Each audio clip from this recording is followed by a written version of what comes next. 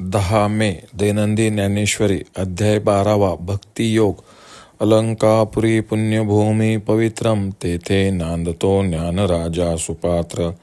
तया आठविता महापुण्यराशी नमस्कार माझा सद्गुरु श्री ज्ञानेश्वरांशी. ओवी क्रमांक 1 पासून पुढे. जय जय वो शुद्धे उदार प्रसिद्धे अनवरत आनंदे वर्षतीये. विषय व्याळे मिठी दिदलिया नुठी ताठी. ते तुझी गुरु कृपा दृष्टी निर्विंश होय.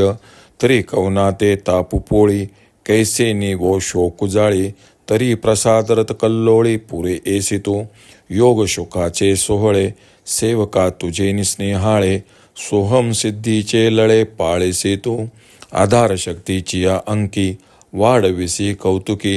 हृदय आकाश पल्लकी परिसी देसी निजे. प्रत्येक ज्योतीची ओवाळणी करिसी मन पवनाची खेळणी. आत्मसुखाची बाळलेनी लेवविसी. 17 स्तन्य देसी अनुहताचा हल्लरुगासी. समाधी बोधे निजविसी बुजावुनी. म्हणून साधका तू माऊली पिके सारस्वत तुझ्या पावली. या कारणे मी सावली नसंडी तुझी. अहो सद्गुरूची कृपादृष्टी तुझे कारुण्य जयाते अधिष्ठी. तो सकळ विद्यांची सृष्टी धात्रा होय. म्हणून अंबे श्रीमंते निजजन कल्पलते. आज्ञापी माते ग्रंथ निरूपुनी. नवरसी भरवी सागरू करवी उचित रत्नांचे आगरू. भावार्थाचे गिरीवरू निफजवी माये. साहित्य सोनी याची या खानी उघडवी देशी याची या क्षोनी. विवेकवल्लीची लावणी हो देसी सैग. संवाद फळनिधाने प्रमेयाची उद्याने. लावी म्हणे गहने निरंतर. पाखांडाचे दरकुटे मोडी वाग्वाद अव्वांटे. कुतर्काचे दृष्टे सावजे फेडी. श्रीकृष्ण रूपी गुणी माते सर्वत्र करी वो सरते. रानिवे बैसवी श्रोते श्रवणाची ये मराठीचे नगरी. ब्रह्मविद्येचा सुकाळू करी घेणे देणे सुखची वरी हो देई या जगा. तू आपले निस्नेह पल्लवे माते पांघुर विशिलस देवे. तरी आताची हे आगवे निर्मिन माये. ये विनविनेसाठी अवलकिले गुरुकृपा दृष्टी. मने गीतार्थेसी उठी न बोले बहु. तेत जी जी महाप्रसादू म्हणून साविया झाला आनंदू.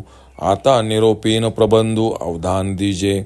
अर्जुन उवाच एवं सतत युक्ताये भक्तास्तवा पर्युपासते. ये चाप्यक्षरम व्यक्तम्यम तेषा के योग वित्तमा. तरी सकळ वेराधिराजू जो सोमवंशी विजय ध्वजू. तो बोलता झाला आत्मजू पंडुनृपाचा. कृष्णा ते म्हणे अवधारिले आपण विश्वरूप मज दाविले. ते नवल म्हणून बिहाले चित्त माझे. आणि ये कृष्णमूर्तीची सवे या लागे सोय धरली जीवे. तव नको ब्रह्मणोनी देवे वारिले माते. तरी व्यक्त आणि अव्यक्त हे तुची एक निभ्रांत. भक्ती पाविजे व्यक्त अव्यक्त योगे. या दोन्ही जी वाटा तू ते पावा वया वैकुंठा. व्यक्ता व्यक्त दारवंटा रिगे जी येथ. पैजे वाणी शातुका तेची वेगळे वाला एका. म्हणून एक देशिया व्यापका सरिसा पाडू.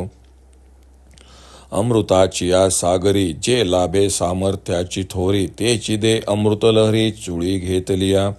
हे कीर माझ्या चित्ती प्रतिती आतीची निवृत्ती. परी पुसणे योगपती ती याची लागी. जे देवा तुम्ही नावेक अंगीकारिले व्यापक. ते साचचिकी कौतिक हे जाणावया. तरी तुझ लागी कर्म तूची जयाचे परम. भक्तीसी मनोधर्म विकोणी घातला. इत्यादी सर्वांपरी जे भक्त तू ते श्रीहरी. बांधोनिया जिव्हारी उपासिते. आणि जे प्रणवा पहिलीकडे वैखरी येसी जे कानडे. काशी येसी ला सांगडे नव्हेची जे वस्तू. हे सद्गुरु कृपा दृष्टी माऊली तुझा जय जयकार असो. तू कशी आहेस तर शुद्ध उदारपणात प्रसिद्ध व अखंड आनंदाचा वर्षाव करणारी आहेस. विषय रूपे सर्पाने मिठी मारल्यावर जो मूर्छित होतो तो हे गुरु माऊली तुझ्या कृपी दृष्टीने निर्विंश होतो.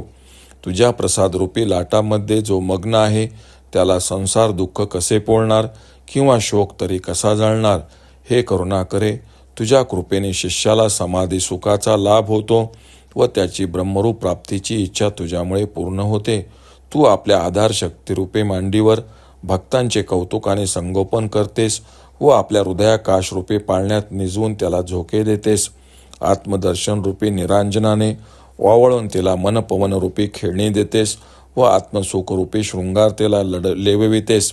17व्या कलेचे अमृतपान करतेस. अनाहत मध्यमा ध्वनीने गाणी गातेस व समाधीच्या बोधाने समजावून स्वरूपी निजवतेस, स्थिर करतेस. म्हणून तू साधकांची माता आहेस. तुझ्या चरणांच्या आश्रयाने सर्व विद्यांचे धन प्राप्त होते. यासाठीच मी तुझा आश्रय सोडित नाही. हे सद्गुरु कृपादृष्टी, तुझी ज्याच्यावर कृपा होते तो सकल विद्यानिधींचा निर्माता होतो. म्हणून सेवकांचा कल्पद्रुम असलेले आहे श्रीमंत आंबे, मला गीतार्थ सांगण्याची आज्ञा दे. हे माऊली, माझ्या निरूपणात नवरसांचे सागर, अलंकाराच्या खाणी आणि भावार्थांचे पर्वत निर्माण कर. या देशी भाषारूपी क्षेत्रात भाषा साहित्यरूपी सोन्याच्या खाणी उघडून विवेकरूपी वेलीची दाट लागणी होऊ दे. त्यात निर्णायक संवादाचे ठेवे, गूढ सिद्धांताची उद्याने सतत असावीत. त्या निरूपणात पाखंडरूप दरडी व वितंडवादरूपी आडवाटा मोडून कृतर्करूप हिंस्र पशूंचा नाश कर. माझी वृत्ती श्रीकृष्ण गुणचिंतनात सदा रत असावी. तसेच श्रोत्यांना श्रवण संपत्तीचे अधिकारी कर. या मराठी भाषेच्या राज्यात ब्रह्मविद्येचा इतका सुकाळ असू दे की सर्वांनी एकमेकास सुखच द्यावे, सुखच घ्यावे. हे माते, तू आपल्या कृपेची पाखर माझ्यासारख्या भाग्यवानावर घालशील तर हे सर्व आत्ताच उत्पन्न करीन. या विनवणीने गुरुकृपादृष्टी ज्ञानेश्वरांकडे वळली व त्यांनी आज्ञा केली की आता फार बोलणे राहू दे, गीतार्थ सांगण्यास सुरू कर. तेव्हा गुरुप्रसादाची खून म्हणून आनंदभरीत होऊन महाराजांनी हा हा म्हणतले व श्रोत्यांना सावध असण्याबद्दल विनंती केली.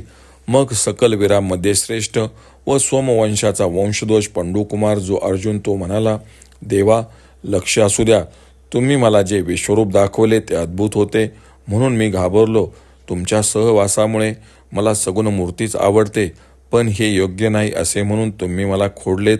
वस्तुतः साकार व निराकार ही दोन्ही रूपे निसंशय तुमचीच आहेत, पण भक्तीने सगुणाची व योगाभ्यासाने निर्गुणाची प्राप्ती होते. हे वैकुंठा, तुमच्या प्राप्तीच्या या दोन वाटा असून व्यक्त व अव्यक्त हे त्यातील उंबरठे आहेत.